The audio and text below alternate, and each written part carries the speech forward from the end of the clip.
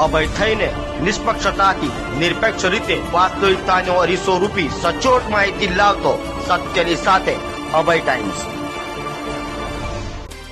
લિંબાયતના સંજયનગર ખાતે સુધામ પાટીલની કરાયેલી હત્યા મામલે 2 આરોપીઓને પોલીસે ઝડપી પાડી ઘટના સ્થળે લઈ જઈ રિકન્સ્ટ્રક્શન કરાવાયું હતું। સુરતના લિંબાયતના સંજયનગર ખાતે સુધામ પાટીલની હત્યા કરનારાઓને લિંબાયત પોલીસે મોડી રાતે ઝડપી પાડ્યા હતા। પોલીસે 2 આરોપીઓ બિપિન પ્રવીણ દેવરે અને રાજેશ બદાણીની ધરપકડ કરી હતી। તો ઝડપાયેલા આરોપી રાજેશની બહેનના મૃતક સુદામ પાટીલ સાથે આડા સંબંધ હોય, જેની અદાવતમાં છેલ્લા ઘણા સમયથી મૃતક અને આરોપી રાજેશ વચ્ચે ઝઘડો થયા કરતો હતો અને જે ઝઘડાની અદાવતમાં બંને આરોપીઓએ મૃતક સુદામની સરસ જાહેર હત્યા કરી નાખી હતી। તો આરોપીને ઝડપી કડકમાં કડક સજા મળે તે માટે લિંબાયત પોલીસ દ્વારા રિકન્સ્ટ્રક્શન કરાવાયું હતું। તો મૃતકના પરિવારના સભ્યો દ્વારા બેનર લઈ ફાંસીની સજાની માંગણી કરાઈ હતી। આરોપીઓનું રિકન્સ્ટ્રક્શન કરાતા લોકોના ટોળે ટોળા એકત્રિત થયા હતા અને ફાંસી આપોની માંગ કરી હતી। ગઈકાલે લિંબાયત પોલીસ સ્ટેશન વિસ્તારમાં આવેલ સંજયનગર સર્કલની બાજુમાં મરણ જનાર સુદામ હીરામણભાઈ પાટીલ નાઓનું 2 આરોપીઓએ મર્ડર કરેલું હતું। જે અનુસંધાને આજરોજ બંને આરોપીઓને ગુનાવાળી જગ્યાએ લાવી તેમનું રિકન્સ્ટ્રક્શન પંચનામું કરવામાં આવેલું છે।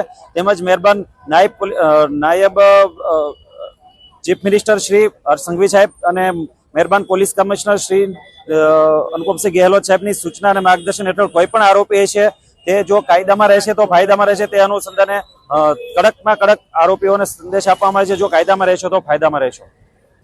લિંબાયત પોલીસ સ્ટેશનમાં વિનોદ પાટીલ જે ફરિયાદી છે એમને જાણ થયેલી કે પોતાના કાકા સુદામ એની ઉપર 2 માણસોએ હુમલો કરેલો છે। જે સંદર્ભે એને જગ્યા ઉપર જોતા એના કાકા છે સુદામ પાટીલ એ ગંભીર હાલતમાં ત્યાં ફસડાયેલા હતા, જેઓને તાત્કાલિક સારવાર માટે લઈ જતા ત્યાં હોસ્પિટલમાં એમને મરણ જાહેર કરેલ।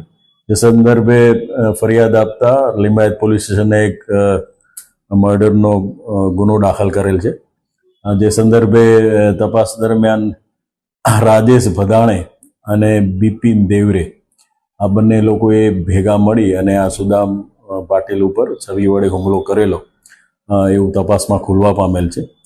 બંને આરોપીઓની લિંબાયત પોલીસ સ્ટેશન ખાતે અટકાયત કરવામાં આવેલ છે અને આજે છે રાજેશ બદાણે એ પોતે હીરા ઘસવાનું કામ કરે છે અને એનો જે સાળો છે સહતોમતદાર બિપિન એ અગાઉ રિક્ષા ચલાવવાનું કામ કરતો હતો એવું જાણવા મળેલ છે।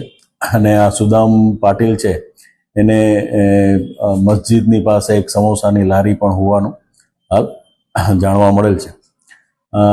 આ બનાવનું કારણ એવું છે કે જે રાજેશ છે એને 1 મહિના પહેલા કોઈ બાબતે સુદામ સાથે લારી ઉપર ઝઘડો થયેલો, જે દરમિયાન મારામારી થયેલી, જેની અંગત અદાવત રાખી અને એના શાળાને બોલાવી અને 2 નક્કી કરી અને આની ઉપર હુમલો કરી અને એનું મોત નિપજાવેલ છે।